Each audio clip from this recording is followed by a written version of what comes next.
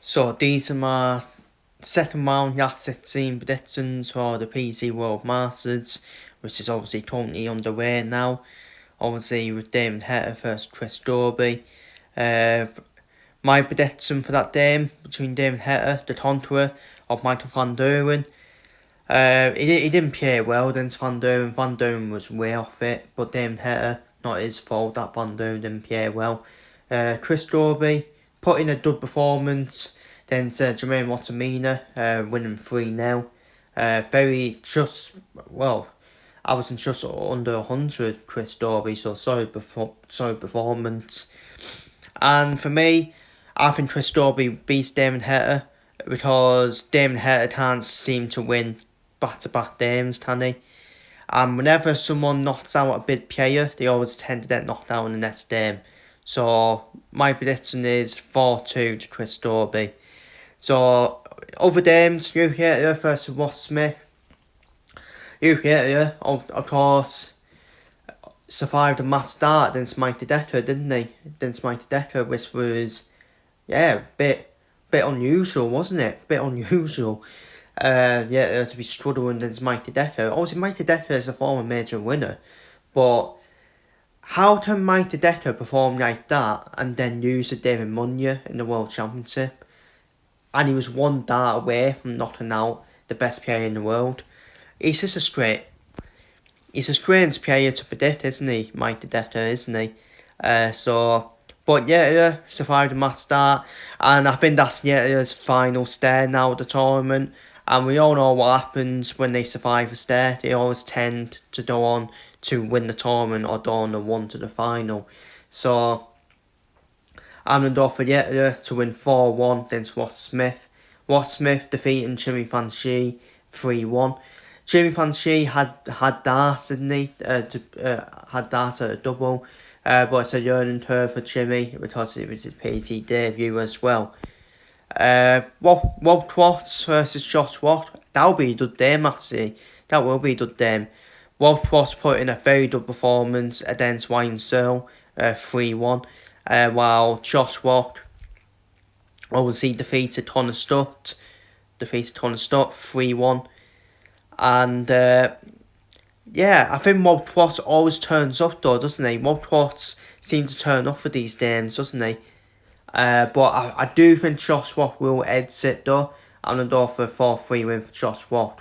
Obviously, I went for 4-2 win for Chris Dobey. It's the battle of the Welsh players between Johnny Curtin and Derwin Price. We all know Johnny Curtin. When Johnny Curtin's on it, he can definitely beat Derwin Price. But the recent record, it's been all in Derwin Price's favour. The recent record. It'll be a very close game. I don't think there will be much in it in terms of the averages between the two players. It's just doesn't come down to the finishing, in my opinion.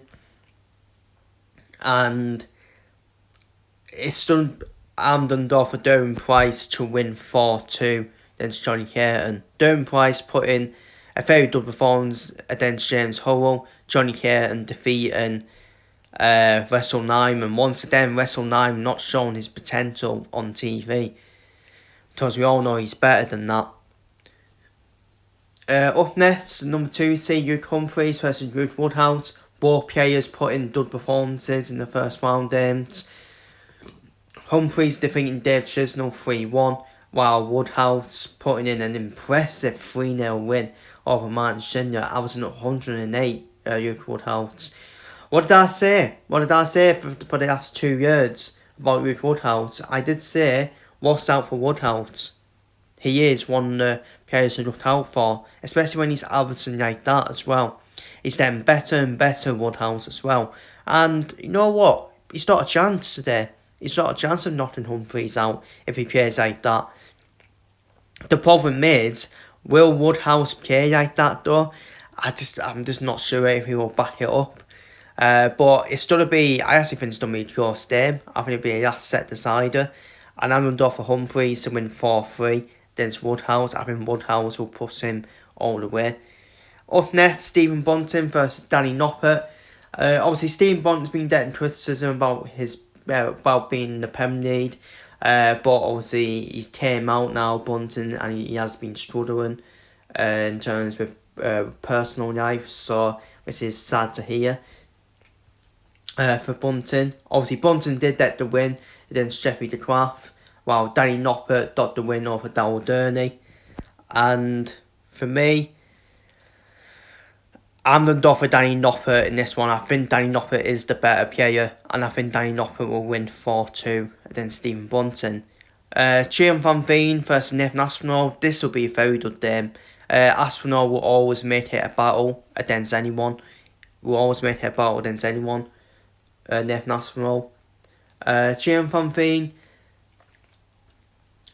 Veen beat Wayne Joyce. Wasn't his best performance since Wayne Joyce, but he got the job done.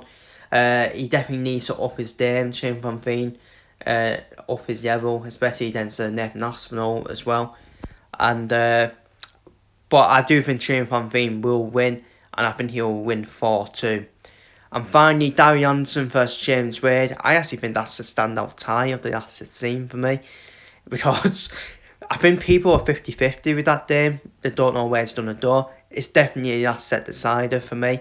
And what's so funny about James Wade is now starting to add scoring power now. Obviously, we all know James Wade is more of a finisher, isn't he, than a high scorer. But now he's starting to add the power scoring now. James Wade. Obviously, he had power scoring before. Don't get me wrong, he did, but he's starting to hit more 180s now. James Wade. Darry Anderson, we all know, has got the power scoring over James Wade, and it's going to be about opportunities. It's all about the finishing and the doubles. And if Anderson starts missing doubles, there's only one winner, and that's James Wade for me. But I think Darry Anderson will win just on that storm power, and I just feel he may get more opportunities as well. Especially with his storm power as well. I'm going to go for a 4-3 win for Darry Anderson. But again, could go either way, that game. Darry Anderson survived the stare, of course, didn't he, against Neil Sonnefeld. Neil Sonnefeld, another player who's getting better and better as well. And James Wade, a comfortable win over Madis Wasmer, wasn't it? Let's be real. For me,